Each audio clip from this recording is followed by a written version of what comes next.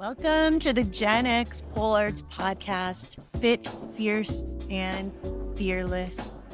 I am Zen, also known as Nancy Adzentovich, the founder of GenX Pole Art. I am happy to be launching this podcast where we are going to be celebrating the strength, resilience, and potential of women over 40 in the vibrant world of pole dance. I'm excited to embark on this empowering journey with you guys. And each week, we will connect with inspiring women who are redefining what it means to thrive in their 40s and beyond. From incredible stories of personal transformation to tips on building strength and confidence, we'll explore the boundless possibilities that pole dancing offers for self-expression and empowerment. Whether you're a seasoned dancer or just curious about the journey, there's a place for you here. So grab a cup of coffee, a sparkling water, whatever turns you on, and get comfortable.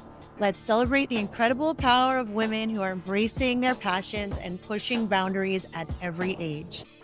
And don't forget to subscribe and join our community on social media and sign up for the 15-day pole dance challenge if you haven't done so already. All right, now let's dive into today's episode. Hi, welcome to episode number 1 of Fit, Fierce, and Fearless, presented by GenX Pole Arts. I am Zen Pole, also known as Nancy Adzentovich. I am the founder of GenX Pole Arts, and I am so excited. I've been working on this podcast concept now for about a year.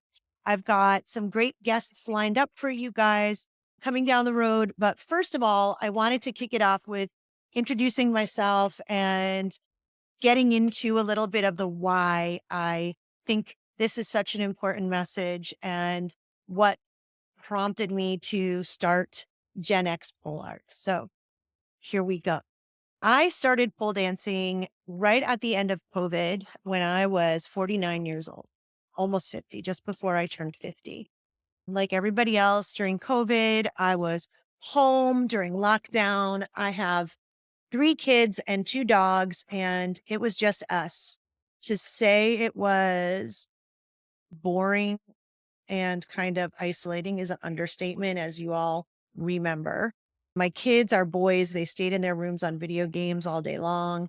My dogs were kind of an annoyance, if nothing else at the time, but they did give me an opportunity to get out of the house and go for walks around the neighborhood, which I think helped preserve my sanity.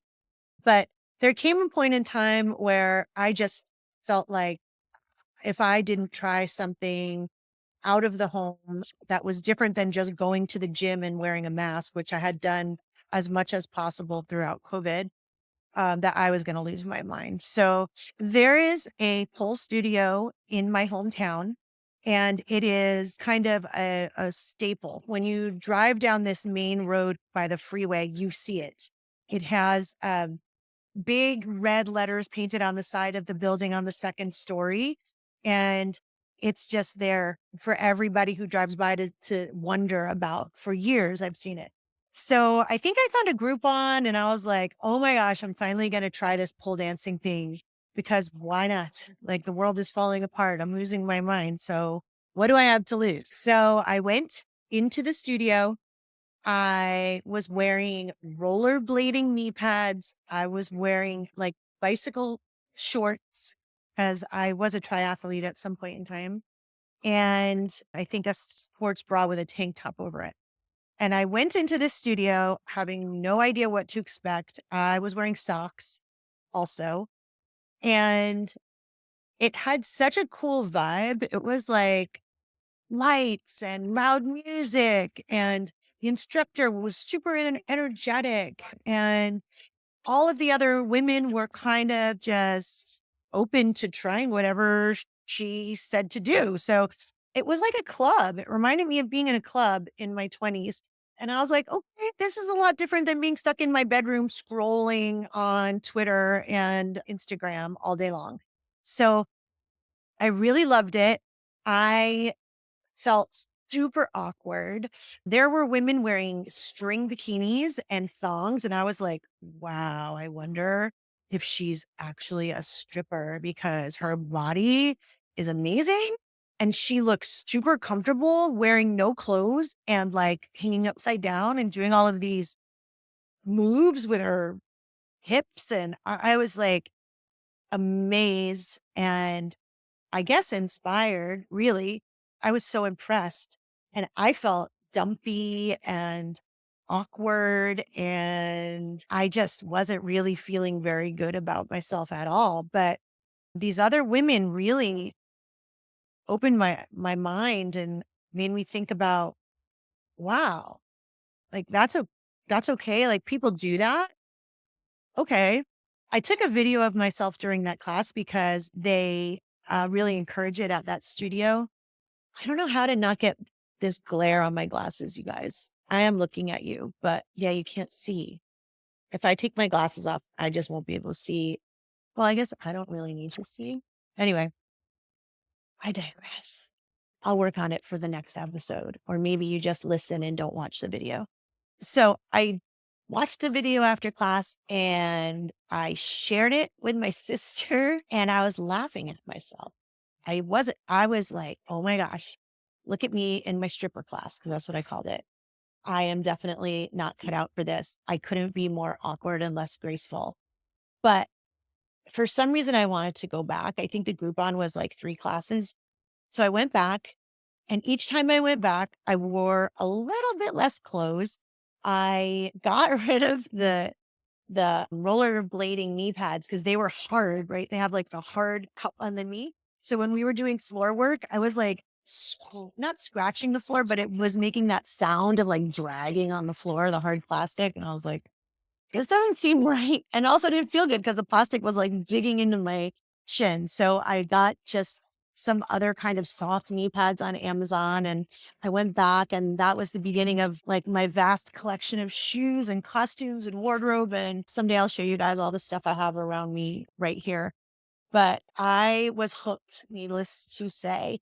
And it did take a while. I would say maybe it took like a month before I stopped making fun of myself entirely. And I started like looking at what I was doing on the videos and thinking, wow, I actually look pretty good. Like, huh, that's better than the first video I took. And my hips are moving in kind of a more fluid way. And I actually don't look very overweight. I kind of look sexy. And the girls who were there wearing like the little outfits and the floss and whatnot, I made friends with them and they were very encouraging and they were super sweet and kind and nice. And guess what? There were other moms there. There were school principals, teachers, lawyers, doctors. I was like, whoa, okay. I walked in here with a lot of bias in my head and I was freaking wrong. I was wrong. Sure, there are women in the studio who also are strippers and dancers. And I wish I did this earlier in my life because, man, I would have loved to dance in the club. How fun! How freaking fun! So it took a bit of time, but I got beyond all of those judgments. And keep in mind, we were all wearing masks too. We were still wearing masks at that time, so couldn't really ever meet somebody and get a good sense of who they were, no matter where you met them, because you couldn't really see their face. So not that I'm trying to justify my judgments, but it was an awkward time to meet new people. Anyhow, some of those people are my best friends now. And I'm just being really honest. I'm not going to lie. Also, at that point in time in my life, I, before COVID, had gone through the most difficult period of my life that I may ever go through. I hope I don't ever go through anything worse than that because I don't know if I would survive it. But I was married for 20 years and my husband was a musician. We met and got married when we were both living in Brooklyn in the late 1990s. We were broke. I was a struggling actress. He was a pretty successful working, I guess you could say, musician, working in the studio and doing some tours with independent artists and gigs here and there. I got involved in marketing as a temp job. And then the .com era blossomed, whatever, the very first .com era, which was called the bubble and burst for those of you who are younger. And I worked at a .com like almost everybody in New York and Northern California did at that time in some capacity, and had a great time basically producing the events and going to conferences and speaking to people and presenting our ideas, etc. That turned into a very long career for me in digital media and advertising. And my husband and I ended up moving to Connecticut suburbs, and I commuted into lower Manhattan every day. I was an executive at a global holding company agency, and I traveled around the world pitching and serving brands that are in Fortune 100 territory, and even some of the very, very top brands that you all would know as household names were my clients. And it wasn't a career I ever meant to have. I kind of fell into it because I worked at those temp jobs as I was doing like independent films. I was in a Spike Lee film. I was in a Tim Robbins film. I was like having a career in New York as an actress, but I wasn't supporting myself with that.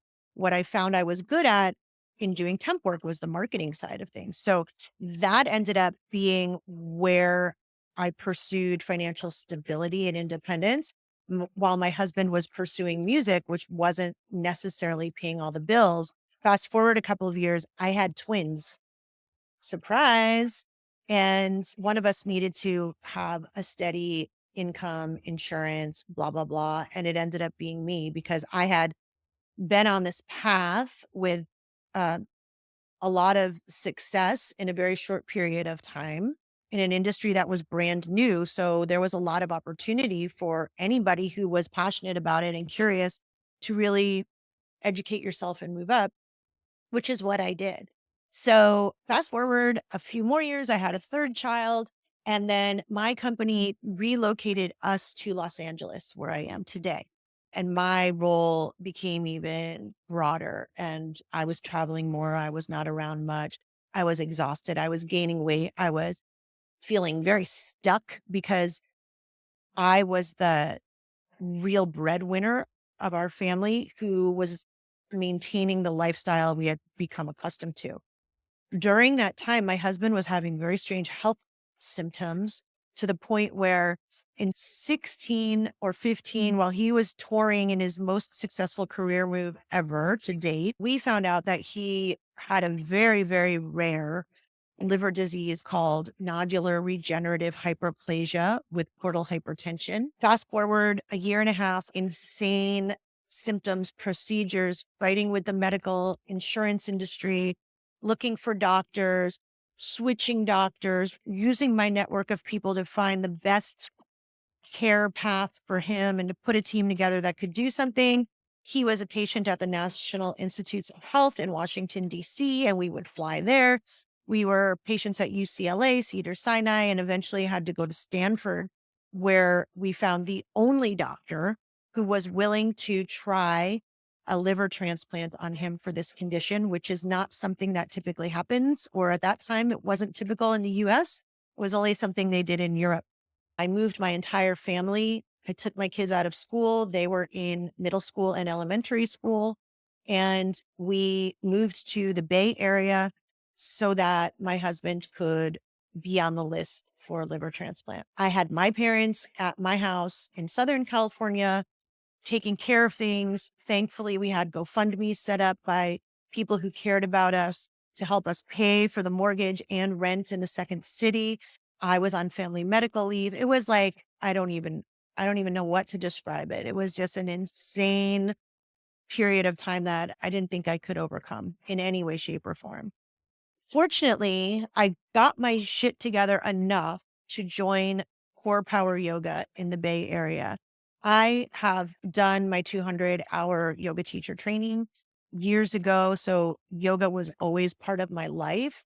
But during the time when I was working so much and traveling so much and raising my kids and dealing with my husband's diagnosis and then all of his treatments and trying to manage his medical care, my care was the very bottom of the priority list. My care turned into drinking a bottle of wine every night and getting 4 hours of sleep and washing my face and brushing my teeth. That was basically what I did for myself during those years. It was not pretty, but I needed to, in my mind, I needed to provide some semblance of normalcy for my kids, support my husband emotionally, spiritually, and actually logistically during his care. I started yoga. The doctor or the nurse at Stanford said, you need to take at least an hour for yourself every day. He will be okay if you leave him for an hour. Go to the yoga class. It's the best thing you could do for everybody. And because she told me that, I thank her to this day. I did that. And I got on my yoga practice and I went to that studio and I cried on my mat and my body opened up and I started to feel stronger and more capable and more connected to myself. And the emotional side of what was going on, which I had definitely pushed down because for me to feel the overwhelming emotions that were part of the situation would have caused me to break down and not be person I needed to be for my family at that time. But in the yoga studio, I had access to some of that. It was life saving and life changing. I am so grateful to my yoga practice. Anyway, he had the transplant in March. It was a transplanted organ that two other surgeons had declined for their patients because when they took the organ from the donor, it was damaged. We knew this, and our surgeon, who is one of the top in the world, said, this is your only chance to live. At this point, my husband, who was 48 years old, was about 89 pounds, and his hair had turned white. And this is a man who was a triathlete and a traveling musician and had always been healthy. He turned into a very, very old man, very, very frail within 10 months. So we took it. The transplant was successful. His recovery was ahead of the curve because had been so healthy prior. He was riding the exercise bike. He was doing some stretching. He was doing little bits of yoga that I was helping him with. But there were complications with the organ and the bile duct. And even though we all moved back home in May and we had the opportunity to make some really good memories together, my children celebrated his birthday. We celebrated his parents' 50th wedding anniversary. We celebrated our youngest child's 10th birthday. And then less than a month later, he was waiting for a second liver transplant and he passed away. And I was left with 3 kids, a mortgage, no job, because I forgot to mention when I came back from family medical leave, a month later, my company laid me off. That's a whole different story. I can't even get into. So no job, 3 kids, a mortgage. My husband had no life insurance. He didn't have a retirement account because he was a self-employed musician. Honestly, you guys, I did not know what the fuck I was going to do. I was just blindsided. Things had been going really well with the recovery. We thought we were on a path to having a future with our family, not maybe the one we had always imagined, but we didn't think that this would be the outcome. But it was. Through the help of my community here, we had food for a year. People fed us.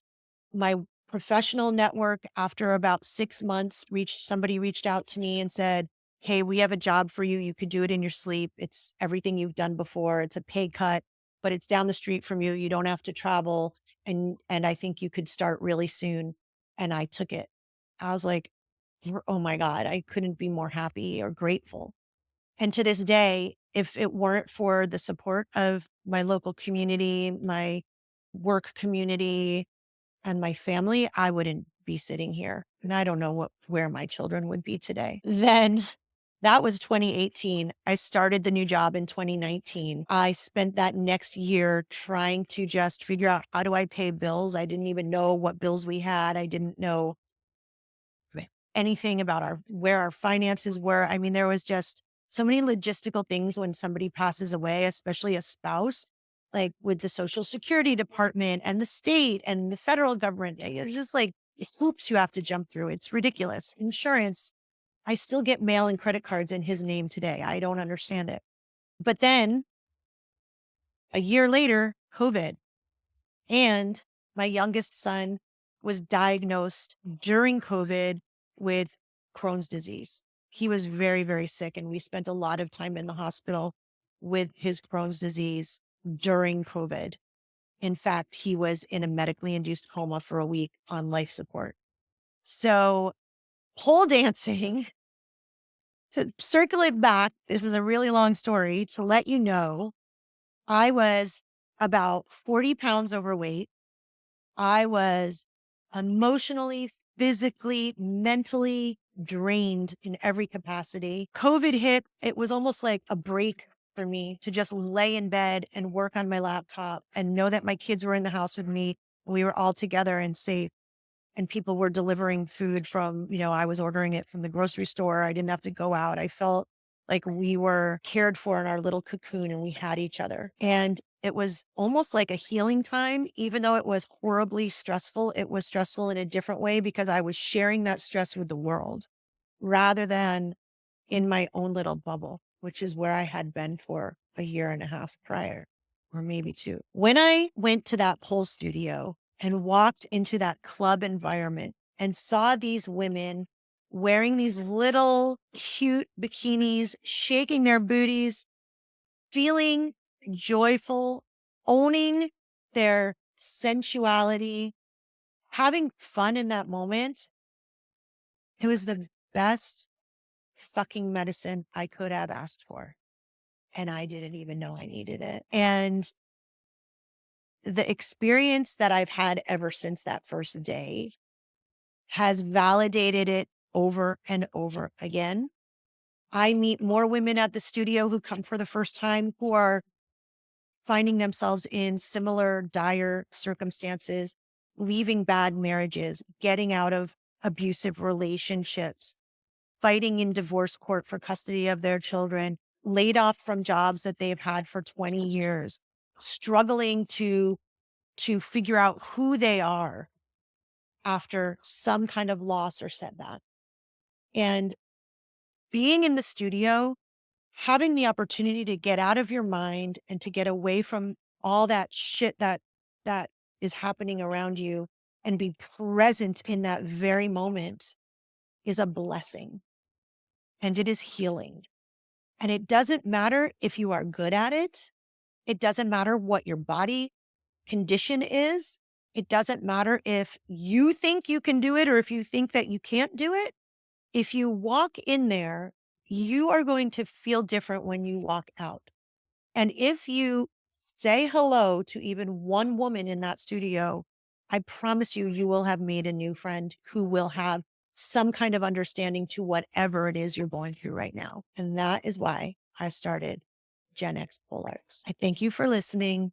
I didn't expect to feel emotional during this first episode, but I kind of surprised myself again by going there. I hope this wasn't too much to share in an episode. But my goal really is to just give women who've been through some shit. And by the time we reach our 40s, 50s, 60s, we've all been through something. We all feel like we don't know who we are. We all feel like this job has sucked the life out of me and I've wasted the past 20 years making money for somebody else. We all feel like, okay, I just spent the best years of my life taking care of other people. The best years of your life are now. But, we tell ourselves this. We wake up one day and we think, who have I become? Who even am I? Do I even know who I am? Am I who I want to be? How much time do I have left? And I want to tell you, you can be whoever you want to be. You do not need anybody's permission to change your life. You do not need anybody's approval to do something different.